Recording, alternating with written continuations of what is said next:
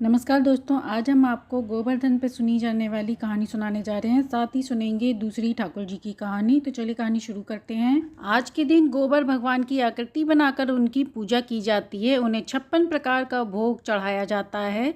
इस दिन श्री कृष्ण भगवान की पूजा करने से समस्त दुख दूर हो जाते हैं। जो व्यक्ति गोवर्धन पूजन करता है उसके घर में अन्नपूर्णा की कृपा सदैव बनी रहती है। एक बार की बात है, देवराज इंद्र को अहंकार आ गया। इंद्र के अहंकार को दूर करने के लिए भगवान श्री कृष्ण ने एक लीला रची। उन्होंने देखा पूरे ब्रज में तरह तरह के पकवान बनाए जा रहे हैं। सभी ब्रजवासी पूजा की तैयारी कर रहे हैं।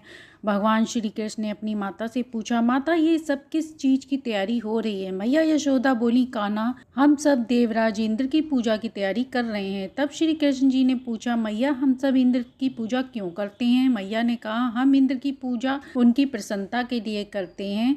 यदि वे प्रसन्न होंगे तो अच्छी वर्षा करेंगे, अच्छी वर्षा होगी तो अच्छी पैदावार होगी, इससे हमारी गाय को अच्छा चारा मिलेगा। यह सुनकर कान्हा ने कहा, लेकिन मैया हमें ऐसे देव की पूजा करनी चाहिए जो ये सामने आकर स्वीकार करें। तब गोपियों ने कहा, 33 कोटि देवी देवताओं के सामने निंदा न करो कान्हा। तब भगवान कृष्ण ने कहा, इंद्र में क्या शक्ति है जो वे हमारी रक्षा करेंगे? इंद्र से ज्यादा शक्तिशाली तो ये गोवर्धन पर्वत है जो वर्षा का मूल कारक है, इसलिए हमें इसकी पूजा करनी चाहिए। जहाँ हमारी गाय चलती हैं, इंद्र देव तो कभी दर्शन भी नहीं देते और उनकी पूजा करो, वह तो क्रोधित भी हो जाते हैं। तभी नंद जी वहाँ आकर पूछते हैं और कहते हैं, इंद्र की पूजा करने से अच्छी वर्षा होती है, गोवर्धन पूजा करने से क्या लाभ होगा? श्री कृष्ण ने कहा, हमारी गाय गोवर्धन पर्वत पर चढ़ने जाती हैं। सभी बहुत प्रभावित हुए और सभी ने गोवर्धन पर्वत की पूजा शुरू कर दी। कान्हा द्वारा बताई गई विधि से गोवर्धन पर्वत की पूजा की गई। गोवर्धन पर्वत ने समस्त पूजा स्वीकार कर ली, सभी को आशीर्वाद दिया।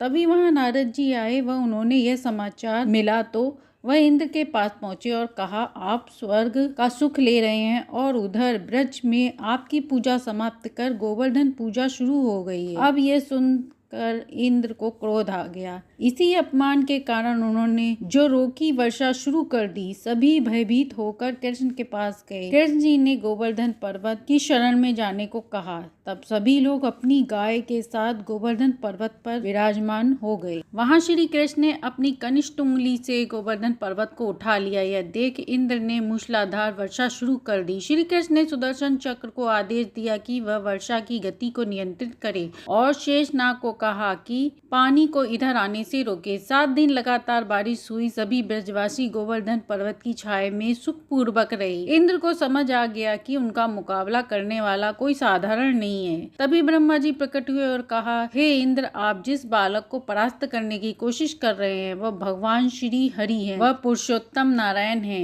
इंद्र ने क्षमा मांगी, श्री हरि की स्तुति की। उसी दिन से गोवर्धन पर्वत की पूजा की जाने लगी। अब सुनते हैं दूसरी कहानी। तो प्रेम से बोलिए गोवर्धन महाराज की जय हो। पूर्व काल की बात है। सुशील नामक एक ब्राह्मण थे। उनके 2 पुत्र थे। बड़े का नाम सुचित्र व छोटे का नाम सुवित्र था। दोनों सर्वगुण संपन्न थे। दोनों घूमते घूमते एक दिन प्रयागराज पहुंच गए। उस दिन श्री कृष्ण जन्माष्टमी का दिन था। त्रिवेणी माधव मंदिर में उत्सव मनाया जा रहा था। वे लोग महोत्सव देखने के लिए भी वहां शामिल हो गए। वहीं जोर की वर्षा होने लगी और दोनों भाई स्थान भूल गए। उनका पहुंचना नामुमकिन था। एक भटकता वैश्य के घर गया और दूसरा माधव जी के मंदिर चला गया। वैश्य चाहती थी कि व्रत यहीं रह जाए, पर व्रत ने इसे स्वीकार नहीं किया। वह माधव जी के मंदिर पहुंचा। वहां पहुंचकर वह पछताने लगा। वह मंदिर में रहते हुए भी वैश्या के ध्यान में डूब गया। वहां भगवान की पूजा हो रही थी। व्रत ने उसे देख रहा था, पर वह वैश्या के ध्यान में मग्न था।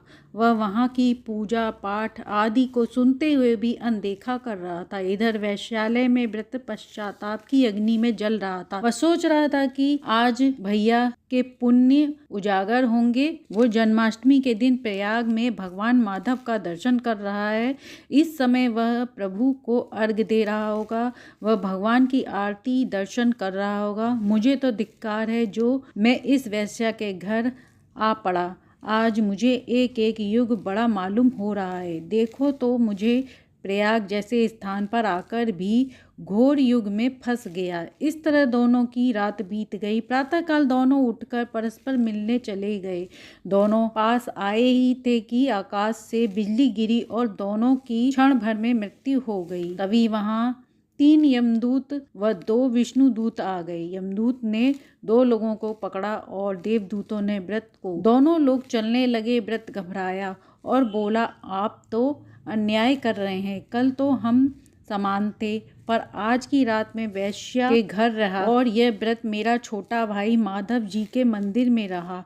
परम पूज्य अर्जित इसने किया है। एक की ही भगवान के परम धाम जाने का अधिकारी हो सकता है। अब भगवान के पार्षद हंसने लगे और बोले, हम लोग अन्याय नहीं करते। देखो, धर्म का रहस्य बड़ा विचित्र है। मन में किया गया पाप दुखद होता है। आज रात भर तुम चिंतन में लगे रहे। तुमने वैश्या के घर रहते हुए भी भगवान का चिंतन किया और इसने भगवान के समीप होते हुए भी, भजन कीर्तन चलते हुए भी वह लगातार वैश्या के ध्यान में डूबा रहा। इसलिए वह नरक जा रहा है। इसलिए मन लगाकर धर्म कीर्तन करना चाहिए। जहाँ मन है वहीं मनुष्य है। तब उसने कहा, भाई, बिना मेरी वहां जाने की इच्छा नहीं होगी, अतः आप इसे यमपान से मुक्त कर दें। विष्णुदूत ने कहा, व्रत, यदि तुम्हें इस पर दया है तो तुम अपने पुण्य से बचा हुआ पुण्य व्रत को दे दो, तो वह भी तुम्हारे साथ विष्णु लोक चला जाएगा। तब व्रत ने ऐसा ही किया और वह भी हरि के धाम चला गया।